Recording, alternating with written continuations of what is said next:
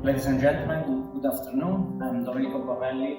I'm speaking for Sòphia Tech in collaboration with the University of Defense of Brno. Our main mission in additive manufacturing field is to develop new processes in order to obtain a customization of material. Analyze new custom materials starting from A and B powders mixing together to realize some components is used in space application. For example, we developed a material based on copper and Cu-Inconel to the good thermal conductivity together with good tensile properties.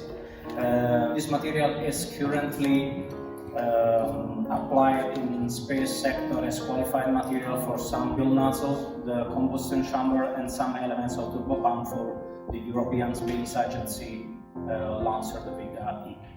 Thanks for your attention.